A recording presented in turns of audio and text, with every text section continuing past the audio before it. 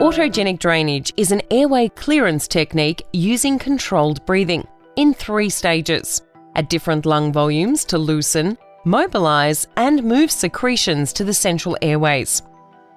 It should be prescribed by a healthcare professional with expertise in the teaching of this technique.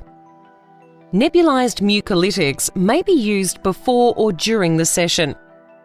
Autogenic drainage is generally suitable for people over 8 years of age who have chronic respiratory disease and moderate to large amounts of sputum. As no equipment is required, it enables a cheap, portable and independent airway clearance therapy.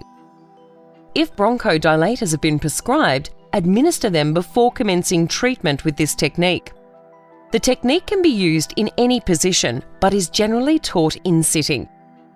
Sit in a comfortable, well-supported chair with the neck and shoulders relaxed. As this technique requires an open glottis, expiration should initially be taught with the mouth open, which enhances auditory feedback.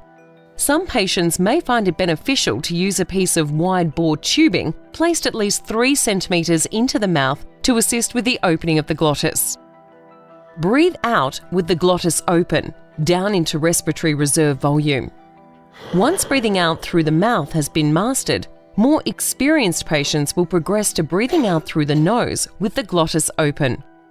Starting with low-volume breaths from expiratory reserve volume, breathe in slowly, hold the breath for 2 to 3 seconds, then breathe out until secretions are felt or heard gathering in the airways. This may take a number of breaths. Mouth just a little bit open.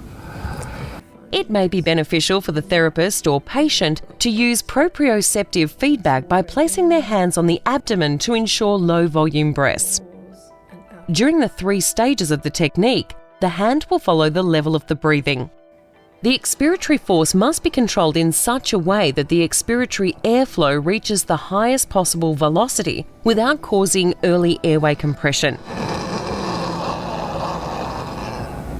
Patients with dynamic airway collapse may only need to breathe out with a relaxed sigh.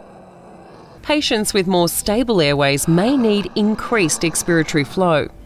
Once the sputum is heard crackling at low-volume breaths during the last part of each expiration, move to larger tidal volume breaths, continuing to breathe in slowly until the sputum is heard or felt to collect. Keep that throat open. This may also take a number of breaths. Finally, after several breaths in the inspiratory reserve volume range, the collected mucus reaches the upper airways where it can be cleared by a high-volume huff and cough.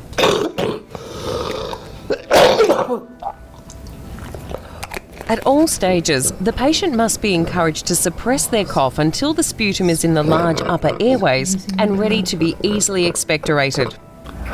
One of the many benefits of this technique is that less effort is required to expectorate, which reduces stress on the pelvic floor and decreases other side effects related to excessive or paroxysmal coughing.